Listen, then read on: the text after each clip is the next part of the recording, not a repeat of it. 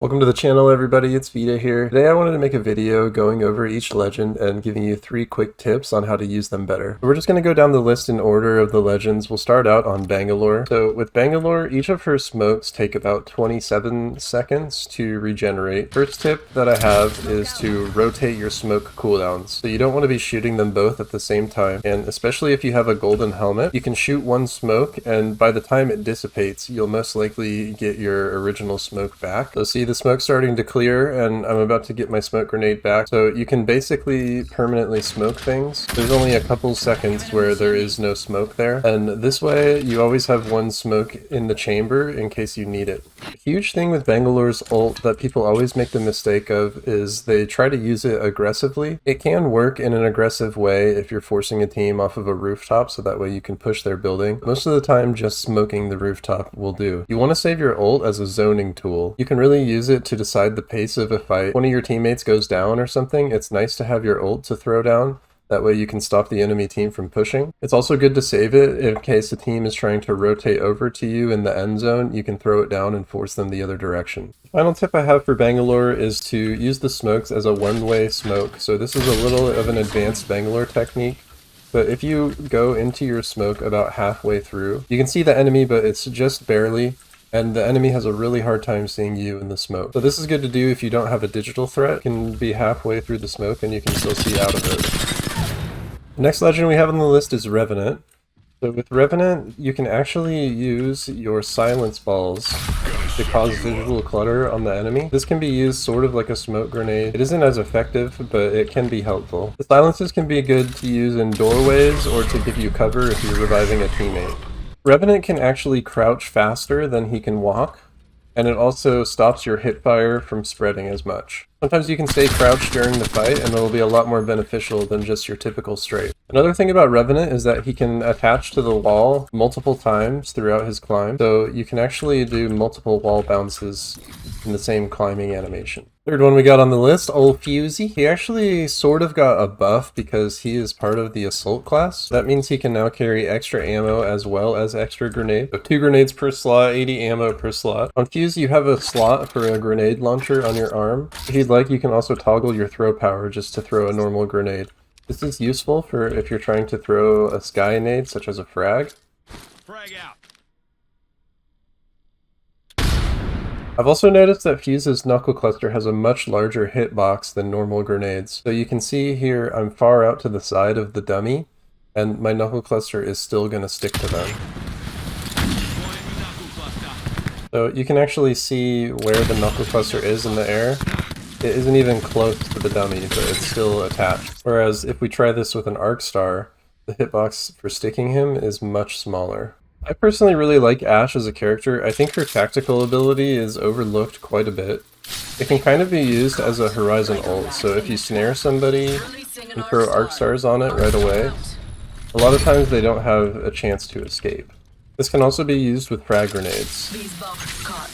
Like a rat in a trap. So you can see once the snare goes down, the frag is already about to detonate.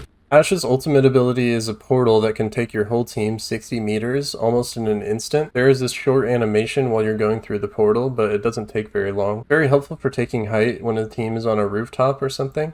Ashe is a pretty straightforward character, but when comboed with other legends, she can work very well. So if you were going to take height and you had a Gibraltar on your team, you could go up the portal at the same time, throw the bubble down, and then you'd be safe for a second. Ashe is also overlooked when it comes to the information that she can provide the team. Her passive allows you to see where the death boxes are on the map up to about a minute and a half. This can help your team decide where to rotate if you're looking for kills, or when it comes to ranked, you can see where people are. That way you know which POIs to avoid. Next legend on the list is going to be Mad Maggie. With Maggie, her riot drill actually does about 160 damage altogether. Maggie's passive ability, it does allow you to move faster with shotguns, but it also temporarily highlights enemies that you've damaged. You can use this for a technique called jiggle peeking, where you peek around a corner for a split second, fire your shot, and then go back around behind cover. Maggie's Wrecking Ball actually only has a 90-second cooldown, which is pretty short. when it comes to ultimate cooldown. You should be using this thing almost every time it comes off cooldown. You can use one every single fight, and it actually travels an incredible distance. So that wasn't even the full distance because it bounced off the wall over there and it went 114 meters. It can be used for a rotation tool as well as being aggressive with it. Now we're going to move on to Pathfinder, which is actually one of my favorite characters. The one thing that a lot of people overlook is that his grapple sometimes only has a 10-second cooldown. If you use this to get up on top of a roof, the height usually doesn't count towards it. So that grapple right there is only putting me onto a 10-second cooldown. Sometimes you can use this in buildings such as construction on World's Edge to go up one level, and then you'll have a very low cooldown on your grapples, so you can use it again shortly. So even if I grapple up very high, that was only a 13-second cooldown for going up that high. You have to jump right when your grapple hits the ground on Pathfinder. That's how you get max distance. So you shoot your grapple as soon as you hear the audio cue that it connected to the ground, then you press jump, and it will send you much further than a normal grapple. That grapple right there was almost max distance, so I got about a 30-second cooldown. Pathfinder can scan the care packages that are coming down while they're in the air. Scanning these packages reduces the cooldown of his zipline, and it also gives him a full ult charge if he doesn't already have it. One thing a lot of people overlook with the ziplines is that you can actually grapple to them. So sometimes you can place down a zipline and you can use it as a tool to get further. So switching over to Wraith, she's actually a very good legend this season, because they increased the distance of her portal. You used to only be able to go about 60 or 70 meters in the portal. Now you can go about 140, 150. So this portal that I just placed is 147 meters away. While they did increase the distance of the portal, they decreased the length that the portal's open. You can time this by the percentage of your ultimate. Before, you used to be able to get to about 35% of your ultimate before the portal would close. Now the portal closes around 21 or 22%. Another thing about Wraith's portal is that dropping off of height doesn't count much towards the percentage of her ult. So I dropped down from there, basically straight down, and I only went to 98%. Another thing about dropping down from height when you're creating a portal is that although it doesn't use much of your portal percentage, you still get a good speed boost off of doing it. Mirage actually got a few different buffs on this update. Right now, when an enemy shoots his decoy, it will actually ping where they are above their head, and that ping will stay over their head for a little bit. So you actually get a split second of where the enemy is going to be tracked because they shot your decoy. You can see right here, I can see through the wall where the enemy is moving. So here again, you can see the bamboozle marker above the enemy's head. Down here, you can see this guy's getting bamboozled. So Mirage actually got a buff when it comes to his revives. After you revive a teammate, you're going to remain cloaked for about 3 seconds. I had my fist out. Mirage is also very good to counter scan characters. When he uses his ultimate, all of the clones are going to be scanned. So it's actually a good counter against Seer. You can hardly tell which clone is actually the real one. Shout out to this guy, Just Call Me Sheep. He's actually a random person that was in the firing range with me. Now we're going to switch over to Octane. My first tip for Octane is going to be using a medkit and then hitting a stim right at the end of the medkit. This will make it so that you keep full health, but you also get a free stim boost. So with Octane's bounce pad, you can actually punch it while holding backwards to get sent the opposite direction. This can be a very useful tool. Now, one thing with Octane that not a lot of people do is bunny hop healing. It's kind of like back in Season 0 or Season 1 when you could do it when you're using a healing item. During Octane Stim, you trigger your heal item, and then while you're healing, you can actually keep going forward pretty fast. Jump 2 times to the left, 2 times to the right, and you can continue with your momentum. When it comes to Horizon, her gravity lift accuracy actually got nerfed this season. So while you're using a fully auto weapon, it isn't very accurate, but what I've noticed is that using a single shot weapon can actually be more beneficial. While you're going up the gravity lift, it seems like the single shot weapons are a lot more accurate. Although the accuracy on her gravity lift got nerfed, they did increase the speed at which it takes you up, so it's still a very good tool for taking height, because you can bring your entire team to the top of a building at the same time. Now, one thing about Horizon's ult that they did this season is they made it so it doesn't affect people through walls anymore. You actually have to place your ult a lot better than you did before. Although the range on the ultimate is very large, throwing it on the opposite side of, say, if this was a wall and you threw it on the opposite side of here, it wouldn't pull in the dummy. You want to use Horizon's ultimate in combo with arc stars, Try to place it to cut enemies off from escaping if they're trying to move away from your team. We're going to move on to Valkyrie, the last in the skirmisher class. One thing that's a giant help on Valkyrie is this setting here. Jetpack control, you want to have this on hold instead of toggle. It's defaulted on toggle. Hold just feels like you have a lot more control over when you're using your jetpack or when you aren't. Valkyrie missiles, they do about 25 damage, sometimes a little bit more depending on how many hit the target. It can be very useful when an enemy gets knocked and they're getting revived behind a rock or something like that. You can use your Valkyrie missiles to actually re-knock the enemy. When people get revived, they have about 20 HP. This is a very good tool to keep the enemy down. Valkyrie is actually able to scan enemies while she's flying through the air, and one thing that can be very helpful is that she can actually mark the champion squad. You can see there's a team down here, they have CH over them. You can see the CH right there on the mark. That means that that person is in the champion squad. When it comes to Bloodhound, his ultimate actually increases your field of view a little bit. This is going to change your sensitivity and ultimately mess up your aim. So what you're going to want to do is go into your video settings and disable the field of view ability scaling. This will keep your field of view where you have it set to normally. Bloodhound actually got a few updates this season, so he now has these white ravens that spawn around the map. When you interact with them, they're going to lead you to an enemy team. They'll also charge your ultimate and tactical ability a small amount. Bloodhound's tactical scan also got changed, so it only shows their player model for a split second, but you will have the diamond scan over the enemy for a little bit longer. But one good thing about Crypto that you can do is you can send your drone out and then activate your ultimate without actually being in it. The drone goes pretty far, so you'll be just on the edge of your EM. Another good thing about the drone is that when you send it out and it comes in contact with a wall, it'll actually turn around and scan the opposite direction. Another feature of Crypto is that you can actually scan the banners around the map to see how many squads are in the area. This goes up to 200 meters away from your character. So it looks like there's two teams over here fighting. If I get a little bit closer, it should tell me that there's two squads in the area. Your drone can also fly up to 200 meters away from you. When it comes to Seer, I've noticed that while playing on controller, if you use your fists to scan enemies, it actually has a very slow sensitivity, so it's about the same speed as a 3x. While if you use your tactical to hold out your scan, you can turn your screen a lot faster. So this is with my fists out here, see how slow it is, and then this is going to be my tactical scan. Seer's ult cooldown did get increased quite a bit, so it's always good to carry an ultimate accelerant on him now. Another thing I've noticed about Seer is that a lot of people will open the fights with a Seer scan. Sometimes that can be helpful, but most of the time the enemy is already going to be full health, and the tactical actually has a 30-second cooldown. So if they get hurt and they start healing, you won't be able to cancel their heal. Usually best to just scan with your heartbeat scanner at the beginning of the fights, and you can use your comms to let your teammates know where the enemies are, or you can at least ping them. One thing with Vantage that I've seen a lot of people do is that they'll send their bat out and then they'll activate the flight. So this actually takes a lot longer. What you can do is just hold down your tactical ability and you'll instantly activate the flight. It's also good to always recall your bat after you use your tactical ability. That way you'll have him recalled for the next time that you need to use it. If you do not recall your bat, it'll stay about 50 to 40 meters away.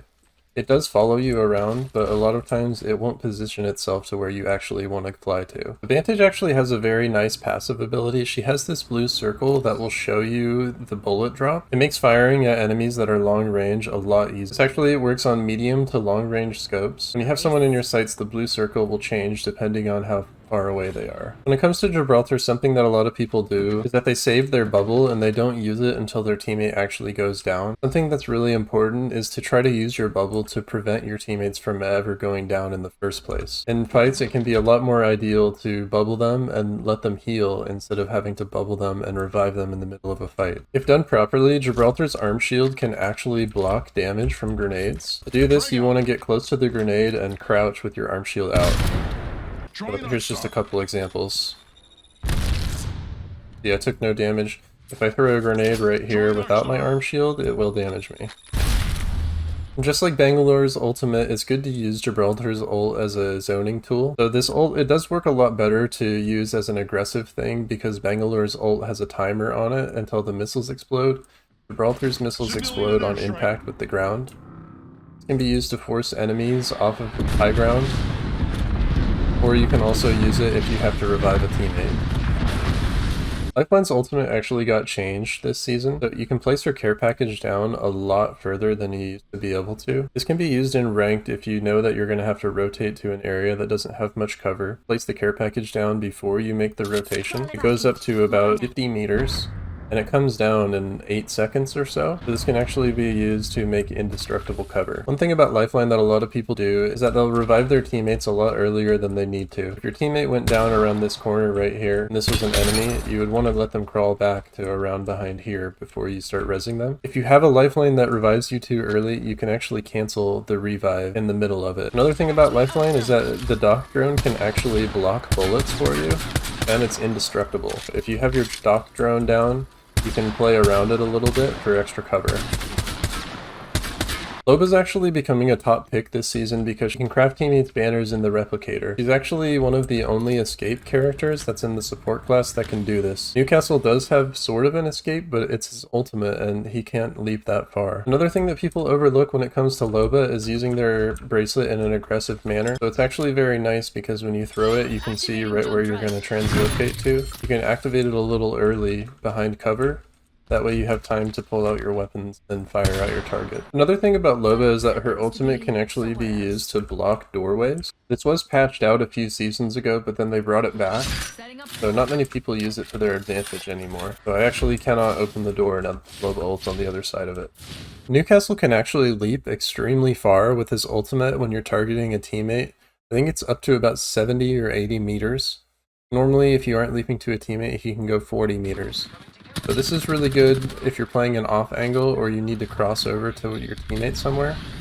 You can see I leaped extremely far to place my ultimate down in this clip. Something with Newcastle's tactical is that it's actually separated into 2 pieces. What a lot of people haven't realized yet is that there's a small crack where you can shoot through the middle of it. See right there, I can actually fire my Kraber through my Newcastle tactical. Newcastle's tactical shield can actually change directions. So this can be a huge help in the middle of battles. You can also use it if you wanted to move up on an enemy and push your shield forward and stay behind it. Playing as Caustic, it's good to keep in mind that you can have 6 gas traps up at the same time, as well as having 3 of them in the chamber, so you'll have 3 of them that you can throw down at any time. With a gold helmet, the gas traps have about a 15-second cooldown. This can actually be very oppressive if you use them in the right way. After a gas trap is destroyed, the gas will take 2 seconds to dissipate, so your enemy will still be getting ticked for a little bit of time. One thing that I like to do while I'm playing Caustic is to rotate my trap cooldown. So since you can have 3 of them at a time in your stock, I usually throw 1 gas trap down and I keep that cooldown running at all times. So while I'm running around the map, whenever I have 3 traps at the ready, I'll just throw 1 down somewhere. This way you can have random traps all over the place. They can kind of help alert you if someone's following you. Also, if you're holding up a building, it's good to just keep throwing them down like that, and then you'll have the 2 at the ready for whenever you actually need them. With Caustic, I always prefer to have a high DPS weapon such as the R9 or another SMG. That way when you throw your gas ult, it'll slow the enemy down and you can empty your mag on them pretty quick. So they don't have as much of a chance to escape as if you were using a flatline or a shotgun. Wattson can have down 12 pylons at a time, which is very helpful, but she can also connect her pylons to an enemy pylon. So if you see an enemy Wattson in a game and you take over their building, you can destroy one side of what they have, and then you can reconnect to their other nodes. With Wattson, using 1 ultimate accelerant will charge your ult to 100%, and you can actually carry 2 ultimate accelerants per slot in your inventory.